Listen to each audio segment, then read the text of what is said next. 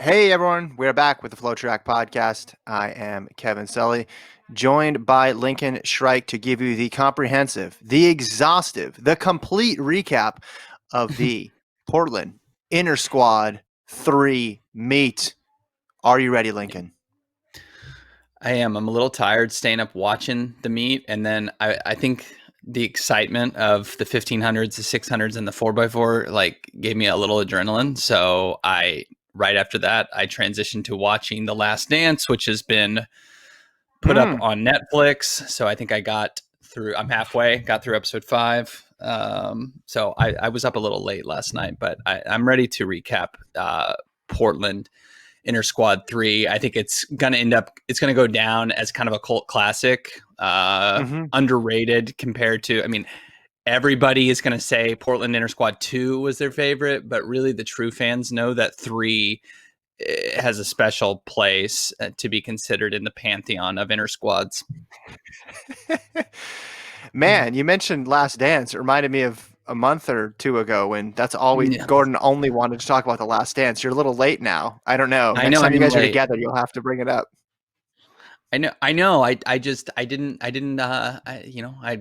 cut the cord a long time ago, and it was only on ESPN, and I think it was a surprise. I knew it was going to be on Netflix eventually, but I didn't think it was going to be this early.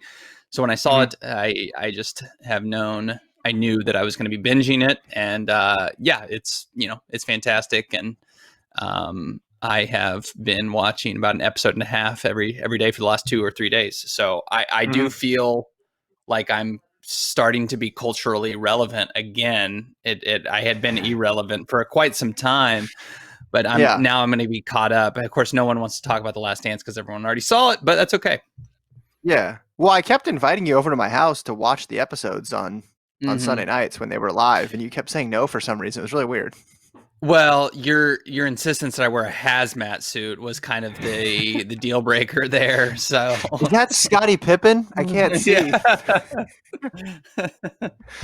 Kevin, your oxygen tank is way too loud. Can you tune that down while we're watching? Okay, here we go.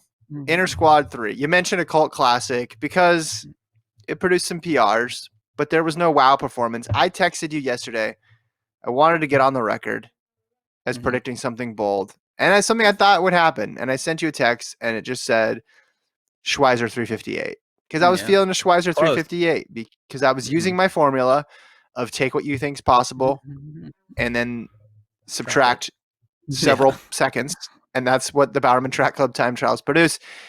She didn't do that. She ran 4:00.02, so just missed it, going under that 4-minute barrier. But still a 2-second personal best here. Great pacemaking by Shelby Houlihan, but Schweizer was all alone for the last 300-ish meters there. Still a good sign, but couldn't quite get under 4. But I guess that's just what we think of Schweizer now. Like, we have such high expectations for what she does. That's like, man, she didn't break 4, but what? Only 8 women. She would have been the 8th woman in history to do it for the U.S. Woman. I mean, yeah. If Houlihan would have been racing that instead of pacing it, I mean, we would have easily seen Schweizer run sub 4. You mentioned the last 300 meters running all by herself. That's remarkable to run as fast as she did. I mean, it's still nuts to me. We didn't really ever think of her. I know she'd run a good mile in college, but ever as like a miler. And now she's become a world-class miler, and it's never going to be her global distance. We've seen athletes like this before that can succeed in it. But because of her training partner and how spoiled we've gotten with Shelby Houlihan, running 354 last year, and even if you go internationally, you got Hassan running 351. It's like you look at 4 flat and you almost want to turn your nose up to it. But it's remarkable that we have a 5,000 meter runner, pure 5,000 meter runner in Schweizer who is running 4 flat. And just her rise continues. And I don't see any way that she doesn't eventually run sub 4 minutes. She's just on fire right now.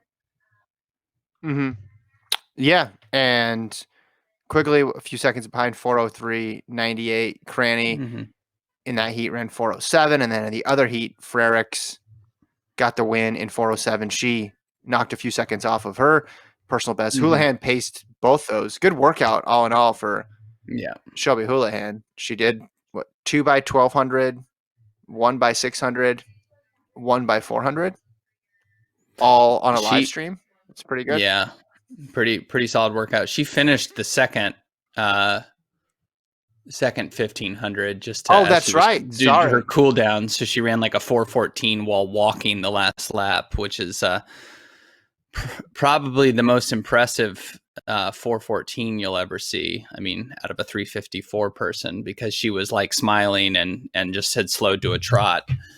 But yeah, and then she came back, Houlihan that is, and won the 600 to no one's surprise, I believe, in about 1:32. And she could have when in that Schweizer race.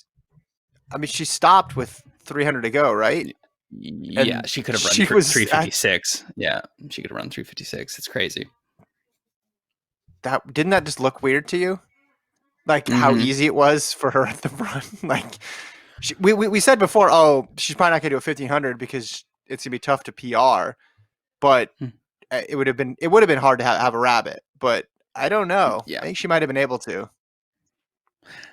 Yeah, I mean, you get Kate Grace to go through 1,000, maybe. Kate Grace was in the commentator's box last night, so I don't know if she's not breaking out the spikes this year, but Houlihan could do it on her own. I don't think she can run 3:54, but sub 4, absolutely. I mean, since like we said, Schweizer did it, a non-tradition, a non-miler running a very great, 1,500 time, running a lot out of the race, the last lap by herself. So Houlihan obviously would have easily broken 4 last night, could have been 3:56, 3:57. That's crazy. This team is, when you have this many good athletes together, you don't need to run a Diamond League meet. That's what they're proving. It's crazy, but their hand was forced by the pandemic. But they're realizing all they got to do is just have a team practice, and they can run PRs, American records, and a 5,000 meter runner can run 4 flat. We're getting spoiled. It's these inter squads are good. That's why I'm saying Portland Intersquad 3. It's going to go down as a cult classic. It's I don't know what to compare it to. It's the dazed and confused of the inter squads, I think. Before we go to the men's side of things, let's look ahead for the women for what we want to see with Portland Intersquad 4. We talked about this a little bit. I know you and Gordon chatted about it, but now that number 3 is in the books, we can fully turn our attention to the end of this series, what we believe to be the end, unless they're going to drop a secret 5th one, a bonus one on there, an epilogue, if you will. Schedule that meet for me. If you had complete control of it. Now you can't do crazy things. Like you can't say, I want Shelby Houlihan to run 9 events. I mean, this isn't that track meet in Texas. So within reason, what would you like to see? On the men's side, I want to see. Although we're not going to the men yet. We're going to the women first. First, we're starting the women. We got to talk about. Well, because I want to talk about Mohamed's 1500 before we're going all women, and then we're going to go men.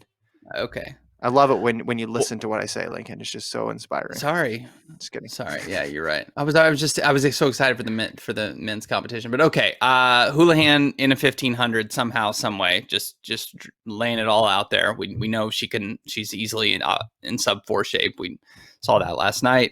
So I don't know if they get Kate Grace out there to pace or something like that. I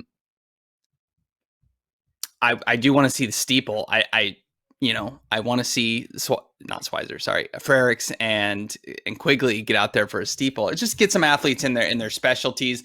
We've had Schweizer and Houlihan get a crack at one of their specialties. It's just seen Frericks and Quigley. They've danced around their 3K steeplechase, running 5Ks and 1500s. Now it feels like it's time for them to get a crack at that. So I would say Houlihan in the 1500. And those two in the steeplers in their event is kind of primarily what I want to see, because I don't feel like we're going to see a 10K. I don't really know what the point is of everyone coming back and rerunning a 5K or a 1500. What we haven't seen is Shelby Houlihan run an all-out 1500. She did run that 1500 the first one, but that seemed like that was just like a glorified like tempo 1500. So seeing her go for that and then a steeple, that's kind of what I would hope for. I know you said we don't think we're going to see a 10,000, but in this scenario where I could choose, I would like to see a 10,000 for obvious reasons. I would like to see Houlihan run a 10,000. I think they could get enough pace setters to take her through at American record pace. The only other record really on the table, I think, would be the 3,000. But as you talked about before, that's almost is almost a foregone conclusion that her and Schweizer would smash it, and it's not an Olympic distance. So I would like to see a 10,000 there. Cranny could be one of the main pace setters, and then you could have Schweizer and Houlihan really go for it, and maybe even see sub 30. I don't want to go too crazy with it. Oh my God. But sub 30? I mean, it's in the realm of possibilities, right? I guess you're right. Their PRs are in the 1420s. Got to keep remembering. So I looked at the IAAF scoring tables, and the 1423 equates right to where Molly Huddle's 10,000 meter American record is. So it would be an accomplishment. 30-13, right? Like yeah, 30-13, I believe. Now, so it would be a big accomplishment just to get the American record, obviously. But the scoring tables can be off. We're not sure exactly the conditions and the extra couple weeks of fitness, the extra couple races to get sharp. I'm just thinking, I think the range of possible times, if they did do a 10,000, would be from 30-20 to 29-58, something like that. So I think it would be within the realm of possibilities that they could actually do it, and that would be a crazy accomplishment. Again, I don't think, but that's what I wish for, and we're allowed to wish for good things, even though this is a crappy year for the world. We're allowed to do that. Yeah, it would be pretty appealing, I guess, if you're Houlihan, to think of yourself owning the 1500, 5K, and 10,000 meter American records all at once.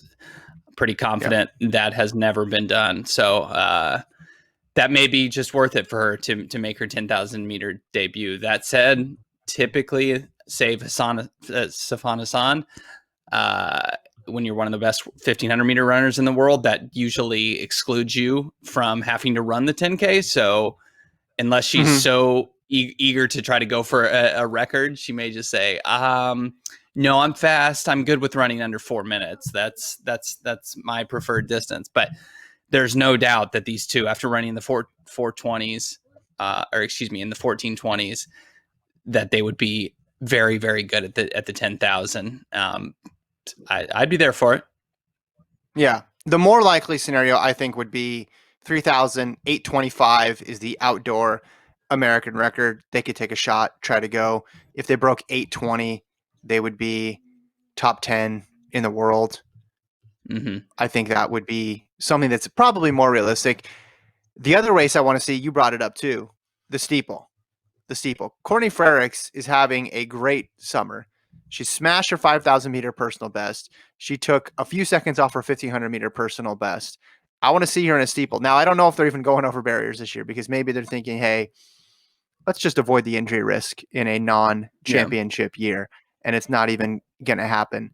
So I don't blame them if they don't take a shot at it, but I would love to see what type of steeple shape she's in, because she's ripping up the 5,000, and her speed has never been better based on that 1,500. So I would love to see a steeple, and then you have Quigley right there too. So you have someone, you have the Houlihan Schweizer dynamic in the steeple too, where you could get them going back and forth with one another and not really relying necessarily on a rabbit, because they have each other. Maybe you find somebody who could do the first 1,000 and then step off the track, get out of the way, and then let them do the last 5 laps by themselves. So I would love also to see to see that women's steeplechase would be great.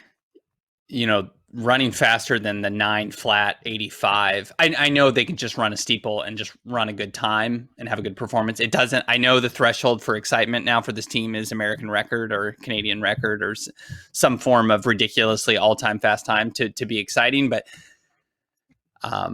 she doesn't automatically, that's Frericks, have to break 9 flat 85 or whatever her American record is for it to be a good performance. But that said, if that was the goal, that's going to be a tough one to crack without somebody like, a Chepkoech up there, like setting the bars in the, in in your the first 840s, race, something. too. Yeah. So, but still would very much be interested to see those two go at it in the steeple, like you said. Yeah. Okay. Let's talk men then, because Mohamed continues his really, really impressive summer, ripping off a 334 1500 and got crazy separation over that last 300. Did it all by himself. Did the long drive from home. Shades of Timothy Chariot, I'll say there, Lincoln, in that last lap. High praise. he was putting distance on everybody. There was a good pace setting by Lopez Lemong, but Mohamed closed well.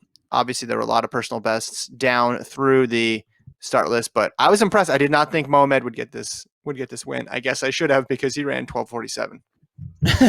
Yeah. I mean, when you run 12:47 and you close the way you do, you got to be able to, you feel like that's somebody that's at least under a 3:36. That said, he's never really been known as a miler at all. He's never had, a spectacular PBs, but now he does. He's just on an entirely different level, even from last year when he won his bronze and broke 27 in the 10K. He has reached the highest version of himself, and running 334 is kind of that. I know we set the bar high because of Evan Jager in 15 ran 332, but that's a really good time, and he could have probably gone a little bit faster if Lopez would have been all the way in the race. But yeah, man, Mohamed, I continue to be amazed by his improvement, and like I said, I want to see him in a 5K again. I think he's probably done after running 12:47, but this guy obviously has a lot left in the tank for this year, and I want to see him take another crack at the all-time record book in the 5. You've been watching The Last Dance, so I think you could draw a straight line between Mohamed's 2020 summer and Jordan 92 game 1 against the Portland Trailblazers, where he's just throwing everything up and it's going in. He's in a complete zone right now. And that was a move with that lap to go. That was a move of utter confidence, of saying, I know I'm not going to go too soon. Right? Like, I have no qualms about getting to the finish line and closing hard, just because he is on a completely different level now. Confidence at an all-time high. I will echo your sentiment there too. For Intersquad 4, I want him to run back the 5,000. I want to run back to 5,000. Before we program Intersquad 4, though, Dan Lilo, the agent, tweeted this out, because we've been talking about clubs this week a lot, Lincoln, because of Norman in the 10-20-44 club. Mm-hmm. Well, according to Dan Lilo, there's just 5 in the 27, 1250, 335 club. And that's Haile Gebrselassie, Kenenisa Bekele, Yomif Kejelcha, Eliud Kipchoge, and now Mohamed. Wow. That's pretty good. These arbitrary numbers do get a little ridiculous when you modify them. Those are kind of round, though. Those are round. 27 is round. 1250, 335. Yeah. The greats at those distances don't run a ton of 1500s, so you've got to get it right when you do get your chance. Yeah, I mean, and there's no question in the 10,000 that Ahmed could go faster than his 26:59, but that's spectacular company. And it really gives you the further appreciation. Obviously, he hasn't had any level of the dominance of those aforementioned guys, but he still has plenty to give in his career. And like I said, a strong argument in the 5,000 to be a gold medal threat. I mean, he's right there in the discussion with the Ethiopians, and then Ingebrigtsen as well. He has shown more than anyone else this year so far. Obviously, he has the advantage of having these meets with his teammates. But yeah, we could be talking about the future Olympic gold medalist. It's crazy how much he's progressed. I just looked up this stat. There's only one member of the 3:35, 12:50, 27-minute, and 2-hour club, and it's Eliud Kipchoge. Yeah, he does. He's the lone member of that. He has a special place at Nike headquarters. That's it. He gets his own room, just one chair, cigars put out. Like, not even Michael Jordan is allowed in that room, which is tough. It's disappointing for him. He's actually can be seen cursing out Eliud Kipchoge as he walks into the Beaverton campus, because we all know Michael does not like to lose anything competitive. But it's you and can that's make what it I knew. I ridiculous had to run for 157. Kipchoge. Yeah. In my Air Jordan 1s. Okay, so for the Intersquad 4, we want to see Mohamed in the 5. I'd also like to see Fisher in another 5 because he ran this 1500 in a PR 3:36. I think he could chop Mark a little Scott bit too. more time. Yeah, sorry, 3:35 for Mark Scott. But I'd like to see Fisher in another 5. Let's do exactly what they did last night, where they had basically every Bowerman guy save Centro and maybe somebody else. They had them all in one heat of the 1500. Let's do that for the 5000, right? I mean, I know they did that for the pacer, but I don't think it, like, obviously I want Ahmed to go faster, but let's just have like a race. Let's get Woody Kincaid in there. Let's get Lopez back in there. Let's get Mark Scott, Sean McGorty, and Grant Fisher. Obviously, Ahmed's going to be the massive favorite, and I'd give his shot of winning at about 95%. And it just turns tactical and they run 14-12. Yeah. No, I don't want to see that. No, come on. No, it can't be. There's going to be a pacemaker. I don't mean it like that. Like, it's got to be fast, but I'm just saying, like, I want it to be like this. I mean, this was a race last night, the 1500, and Mohamed still ran fast. So, yeah, I just think it would be fun to get all these guys together. I think you'd see Fisher and McGorty getting really close to sub 13, which is nuts. And then, Kincaid. I mean, Kincaid has not had an answer back to his 12:58. Like, get him up there with Ahmed and let's see what he can do. Because he's clearly fit. Maybe he's not 12:58 fit right now, but he ran whatever it was, 3:36, 3:37 last night. So he's ready to go. I just want to see kind of a format here where we get like 8 or 9 guys on the line and just say, like, it's going to be fast. Like, we're going to run 7:45 through 3K, but let's not just gear it towards 1 or 2 per people. Let's, make this a everybody finishes type of a thing. Okay, I'm more for a gear it towards 1 or 2 people because I've been intoxicated by the last couple meets. Okay. I would like to see. I mean, I don't. Josh Thompson wasn't at this meet, so I don't know if he's running. But I would love to see him in a 15. I'd even like to see McGorty run back a 15 because he has a good PR. He didn't have the best race last night, but I think he could be. I mean, he has options. He has options between 15 and 5, I think, moving forward. And obviously, love to see Centro run the 15 just so Instagram gets a little quieter out there. I saw him. He was at the meet last night. I saw him on the pre-race cameras. Yeah. So there any conspiracy theories, if they weren't debunked already by his post making clear that he had not left the Bowerman Track Club. He was out there supporting with his mask and all. So. And I would like to see, if we're going to do a women's steeple, I'd like to see a men's steeple. I'd like to see Jager out there. Jager. I don't know who's going to help him. I don't know who's to run with him, so that might be tough. Yeah. Again, you got to get Shelby to learn how to go over barriers. Maybe that's the solution. She can rabbit. I don't know. Yeah. I just would love to see Ahmed. I want to see Ahmed go to the well. Whatever he's doing, I want to see him go all out. What's the Canadian 3,000 record? Because maybe we'll just see a bunch of 3,000s. Maybe that's how this ends. No, I mean, no, you don't think so? I don't. I'm gonna despise the 3,000 if this is what happened. Yeah, surely he has the 3K record, right? 740. Mm-hmm. Yeah, I mean, that just doesn't do anything for me. I need real distances. Yeah. Okay, so you want a men's 5,000 with everybody in it, and on the women's side, you want Houlihan in the 15, and then a women's steeple. And I want a women's 10,000, a women's steeple, and I want a men's 5,000 world record attempt with all the There you fanfare that goes go. along with it. And I want to see Yeah. some 1,500 meter runners that we haven't seen yet this summer. Do you label it? That just would. I would be able to say that everyone was listening to me if they did. I don't think they're going to go out and say this is a world record attempt for Mohamed. No, I want them to though. Yeah, that would be awesome. That would be awesome. Joshua Cheptegei's exactly calling the shot. That's what Cheptegei's doing in Monaco. He said it's a world record attempt in the 5,000. That's tough. No, I know that. I don't know. Why not? I guess.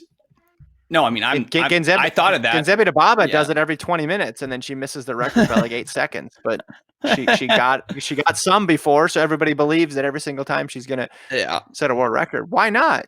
Why not? Yeah, say it and then no. That's awesome. I mean, maybe it's a possibility. I mean, everything is on the table, right? I mean, Houlihan running a steeple. You know, it's all somewhat of a possibility. Maybe it is. Yeah, I don't know. Maybe she'll double. Maybe she'll do the 10K, 3K steeple double. Yeah, I just think there's. It appears that at least half of the group is running faster than they ever have in their life, and I want them to keep the good times rolling. I don't want them to think, well, let's just shut it down and focus on next year, because we know that's not how sports works all the time, and you want them to take advantage of it. Like, you don't want to see Shelby just rabbit again. You want to see her go for it. Same thing with Schweizer. Same thing with Ahmed. Same thing with Grant Fisher. Up and down the roster, pretty much. Yeah. Frericks, etc. You want to see them really go for it. And it's 10 days until the next one, which I'm trying to read the tea leaves as to why it's 10 days. And I don't know if that means. In their Instagram post, they were saying it's been 10 days, so it's time to race again. I mean, it must just be their cycle of rest that Jerry prescribes. Okay. Yeah. All right. Well, that's a good reason. But it also, since it is the last one, if they're not planning on doing a European tour, maybe they'll race in August. I don't know. If it is the last one for the year, you'd hope that they would totally go for it. But maybe they are planning other. Yeah. Leave everything out there. Yeah. I don't know where you're going to race unless you're. Well, I could see them shutting it down, right? Because they've gotten what they wanted out of the year. They got 3 meets, which is more than a lot of other people are getting out of this year. Yeah. And they're like, well, let's not mess with travel. Remember, even in, I don't know if you listened to the pod yesterday, but Gordon and I were counting how many times distance runners run on 10 occasions, and we were looking at the Bowerman group. Their race number is usually pretty low. It's somewhere between 8 and 12 races a year. So to do 3 in a pandemic, that tracks pretty well. Yeah, well, they're actually, Nike's planning a special meet. It's actually all the way in Hawaii, and Shelby's planning to octuple, running the 100 through the 10K. The 1,100.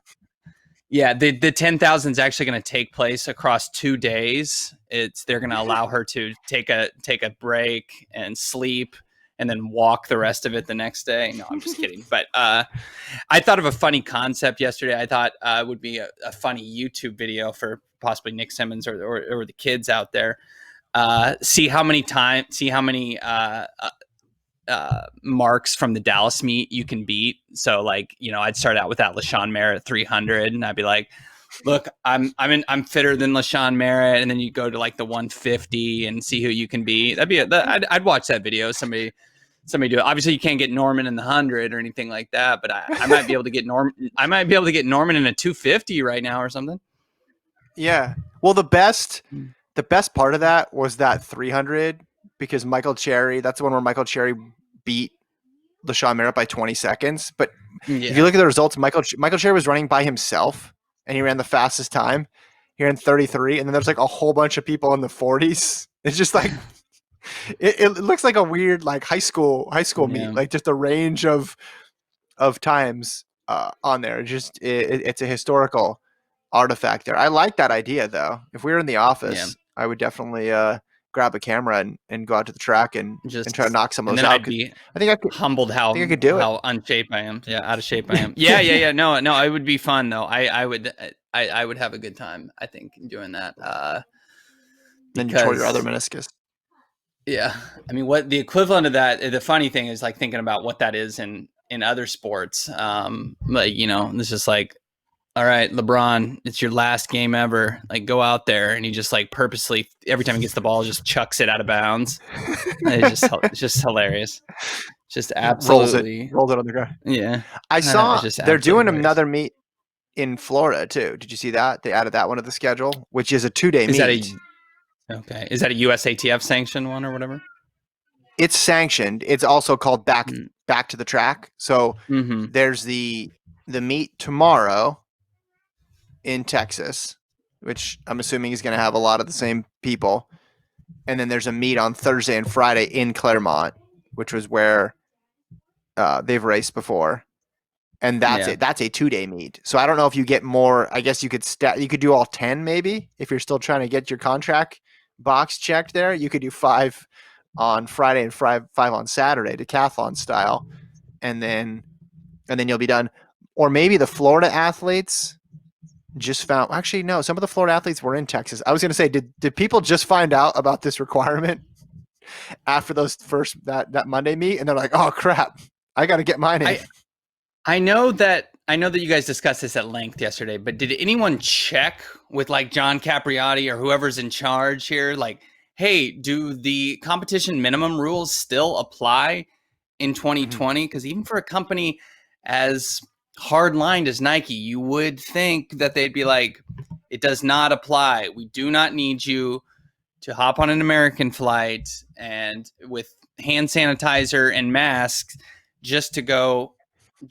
I just, you would think that there would be some things built in so that this did not have to happen. It feels like almost like nobody checked. They just assumed that they needed to do this just to be safe. I can't imagine. I find it. I don't know. I've been thinking about that too, and I could see if it was a few people or a couple groups, but the amount of people that showed up indicated to me that they checked because again, it wasn't just people in Texas, it was people in Texas and California and Florida, people training all over the country for Nike who decided to show up. So I think at least one person said, hey, hold on, let me just text to make sure before we commit to actually doing this. I could be wrong. And again, I'm working on my 9-part oral history on this event because this is my favorite. This is my favorite track meet of all time right now. Yeah. I mean, I want to time it for the 1-year anniversary. So it's going to come out on July 20th, 2021, which is probably right before the Olympics get going. So there will be absolutely it'll be no audience for it except me, you, and Gordon. But that's who I'm writing it for. But as soon as we're able to get back out there and go to meets, the first question in every mix zone is like, tell me about the AP Ranch High Performance Invitational number 1 through 9, please. And then I just get I fill my notebook up with anecdotes about it because I mean, it wasn't just like new pros. It was just veterans, and it wasn't just it wasn't just people from Texas. It wasn't just people from Florida. It spanned the whole Nike universe. No, as if an email went out the week before. I'm surprised they didn't have Michael Johnson and Seb Coe out there saying, hey, you guys need to maintain your lifetime contracts. So get out there and jog something. I mean, it's just, there's no other way to put it other than it's just stupidity. I don't know how they didn't think. I know track internet is super small and they can take the blow of people,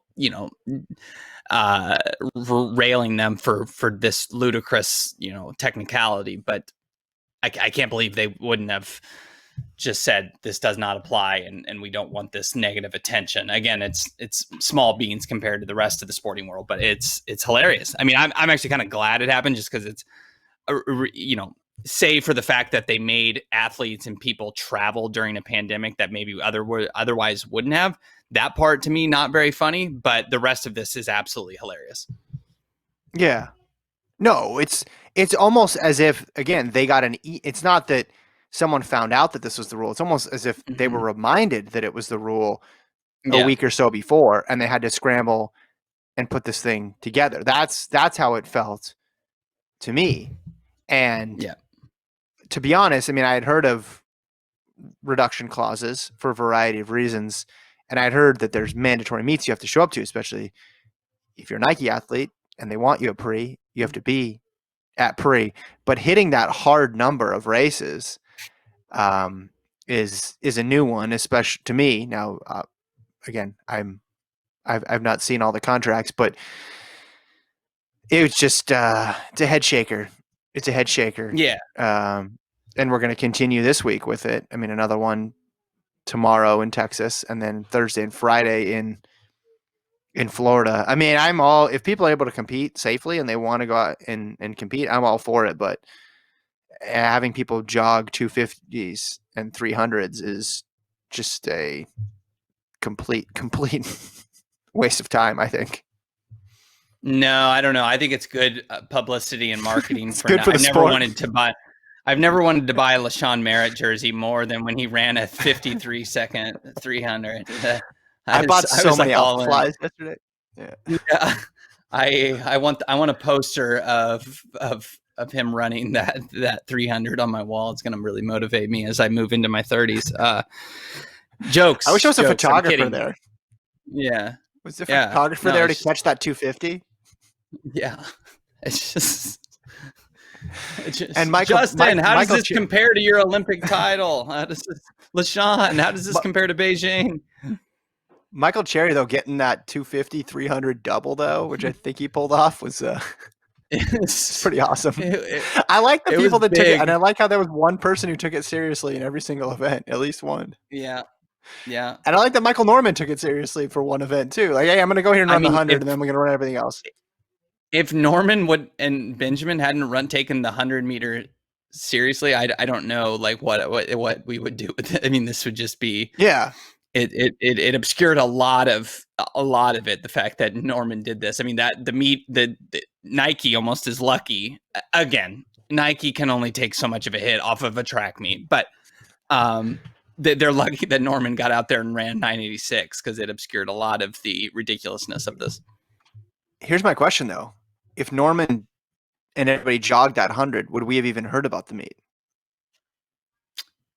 Yeah, so this is So it's actually, okay, so you're going the other way. This is actually Norman's fault for running that fast.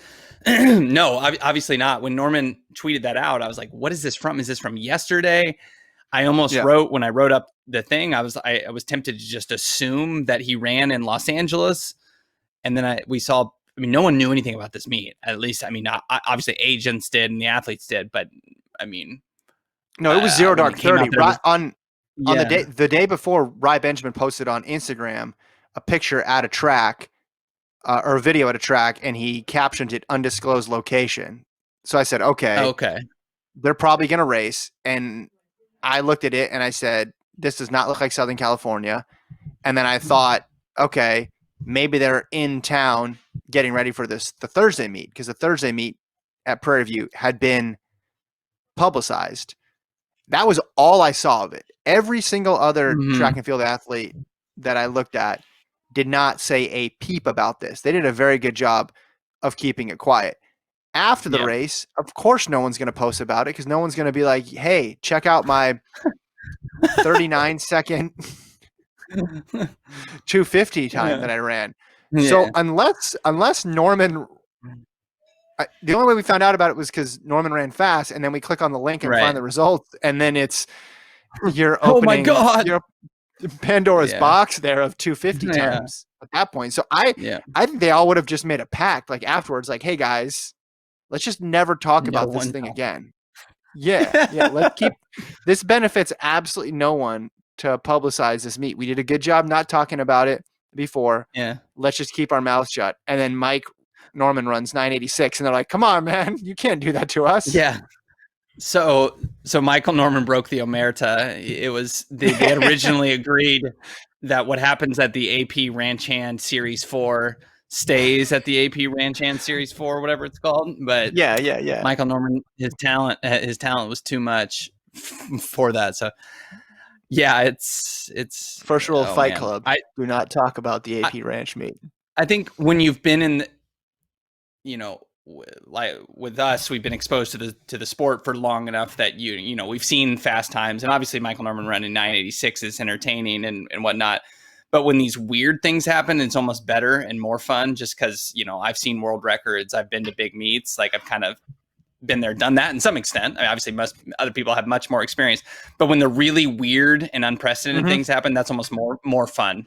Like when an Olympic champion shows up to a track meet dressed in his Nike equipment and like does the opposite of trying. I want to know more about it. I mean, I know you're the same way, but it's not just that we have not much else to talk about. It is truthfully like this is like I couldn't squeeze the limit enough on this. This is like when I saw this coming out, I didn't even think to check the results because I was just like, well, no one's going to go do better than Norman. But then people started tweeting about it, and absolutely hilarious. I still can't get enough about it. I hope we can get more info. Who organized it? I'm on the case. You're on it.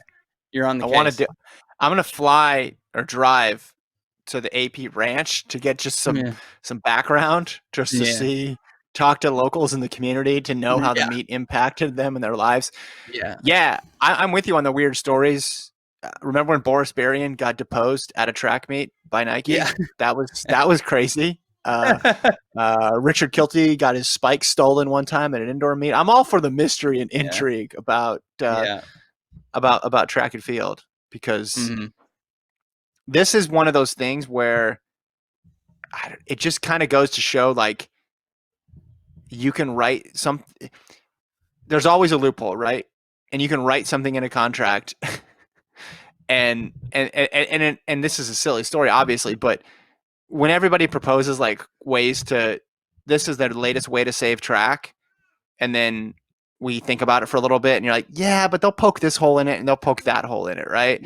This is the extreme example of that, because literally their main sponsor is saying this is what you need to do. Now it's under, again, I think unfair circumstances because we're in a pandemic, and they're like, oh, okay, you want us to run 10 times? Well, let us introduce you to the 250 at the AP Ranch meet. and then here you go. Like, they'll find a way out of competing seriously. And that's what Gordon and I were talking about yesterday. It's just like they're smart, they're resourceful, they know what's important and what's not important. They've looked at this stuff. I was trying to think what the equivalent in our jobs would be. Would it just be showing up on this podcast and not actually speaking, just staring? Perhaps posting one word articles. We didn't think anybody would click. Well, because it's like, oh yeah, how many appearances did you make in 2020? Lincoln, your contract's up. Oh, 10 appearances? Check. Okay, keep it moving. You don't need to tell them that they were all in over the course of 2 meets, and in one of them you just jogged, right? You check the box and you move on. As far as rejected article ideas, my column, why the AP Ranch 4 is the modern day Chicago Black Sox scandal. My column. I was gonna say why the AP Ranch meet is good for track and field. My column. Yeah. That's how you got to zig. You can go the other way. It's, man, so much fun, so much entertainment. I didn't think do you think that we'll get another Jog Fest on Thursday? Because that one's streamed. It's a little different. Ooh, yeah, it is different. There is the bunch of the weird events again, obviously. So I think the spirit is the same. Run a bunch of events, but will they? Will it be the same thing? I would say some emails, some text messages, and calls have gone out and say, if you could try 20% harder, and LaShawn, just stay home because you took it to the extreme. Do you know who doesn't? Do you know who doesn't need to prove that he's willing to race a lot? Is LaShawn Merritt. The Yeah, guy no should be kidding. exempt from all those. He went years and years in his career of running every 400 on planet Earth. Cut him some Yeah. slack during a pandemic, Nike. In the last couple of years of his contract, he deserves to run only when he's ready to run. Yeah. Him of all Well, people. how much money are they talking about losing? Like, is it 20 grand from a contract if you don't make your race minimum? Is it 40 grand? I mean, is it what percentage is it that I'm trying to think how much money, like, would I be willing to go fly if someone said you'll lose $1,000 if you don't hit this article minimum? Like, am I like, so I've got to write Yeah. 15 articles today. Now there's no word count minimums, so I can just post a sentence, but am I really going to do that Yeah. for 1,000? I'm just wondering how much money it is. It's just, it's fascinating. You may not see this anywhere else. I understand the injury risk, but you would think these guys are fit enough to where they could at least put in more than. I mean, Well, because they're running one event sort nobody of looks hard, good. right? Yeah, No, nobody nobody looks looks good good. off this. Nike doesn't look good. LaShawn Merritt. I mean, listen. He's already had the most embarrassing track and field event thing associated with him, so he's already hit that hurdle in his life. But you I just what are you really that hurt by like the shot of just going 80%? I mean, you can't be Yeah. that afraid of injury to where you need to get out Well, there and isn't part of it just making a mockery of it because the policy is a mockery, and you're like, okay, yes, well, yes, if you're gonna make me go out yes. here, I'm literally just gonna jog this thing. I'm trying to think what's the funniest other sport equivalent to what they're doing. So for example, swimming. Okay, you're gonna show up and swim really slow. Well, that's not that interesting. But Mm-hmm. in a one-on-one matchup sport like tennis, like say you and I were playing tennis, right? And I had to meet a match require. I didn't want to be there, but you wanted to be there. So like every time you serve me the ball, I just hit it out of the stadium. Yeah, yeah. And I just lose as quickly as possible. Like I double fault every single time, or I just step out of the way of the ball every single time. That would be kind of funny, I think. I don't know. Or like golf, you're just like, okay, there's the fairway. I'm gonna go completely opposite, out of bounds. Let's see how far I can launch this out of bounds. You take longer though. That's the Yeah, problem with golf, right? You would yeah, it extend would how long take. you're out there. Yeah, that's true. Yeah, I mean, you can throw team sport games pretty easily. The individuals, I don't know. It gets kind of dangerous in some other sports. Skiing, you might end up hurting yourself if you stop trying. That's the thing. Like track Yes. and field, you can just like you can not try and it helps you. But downhill skiing, you kind of need to try to make sure you don't Yeah. die. So, Yeah. yeah. Maybe tennis is the best example. Yeah. I was trying to think. You're right. A team sport not as interesting because then you have to get everybody not to try, and then there's just a whole bunch of people Yeah. staring at each other. But Mm-hmm. anyway, I did want to read one email here before we go because you weren't on the podcast when Gordon and I were kicking around name ideas for the Pete Julian group, Mm-hmm. but we talked about how they should just get sponsored by a local pizza chain in Beaver, Oregon, Yes. and name themselves after that. And Tara wrote in. She said, having grown up in Beaverton, I'm partial to the names from Nike history, but not Phil's Knights, which sounds like a nickname or maybe an NBA team. But I was compelled to email regretfully to inform you that the local pizza sponsorship has already been taken by Beaverton School District high schools. And the Bowerman Track Club is already trying to secure their own pizza deal before Pete Julian's group catches up on. Their latest inter-squad meet was raced at an undisclosed location, aka Jesuit High School, of the Beaverton School District, and you can't miss Ernesto's Italian restaurant behind the scoreboard. Did you see that? There's an Italian restaurant right. I noticed it last night. Every time they Oh, I run by, didn't there's an notice Italian that. restaurant right next to the school. Yeah.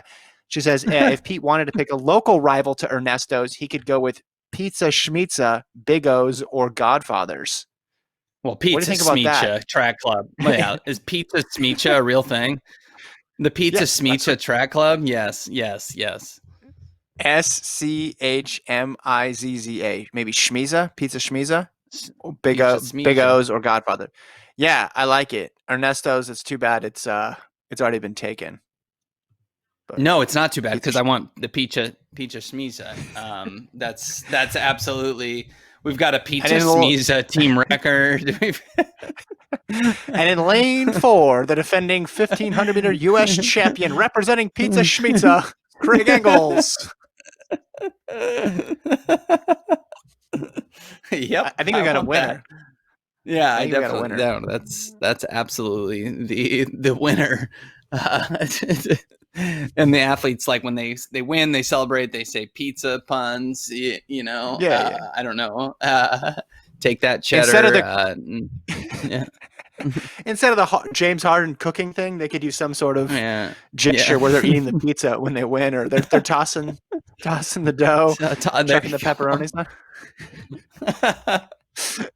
All right, Oh we'll leave it man, there. yeah, it's good. Yeah. Thank you for the note, Tara. We appreciate it. FloTrackPodcast@gmail.com. Find us on Apple Podcasts, Spotify, and Stitcher. If you can, give us a review. We sure would appreciate it. Also, FloTrack.org/FloTrackPodcast. Lincoln and I will talk to you tomorrow.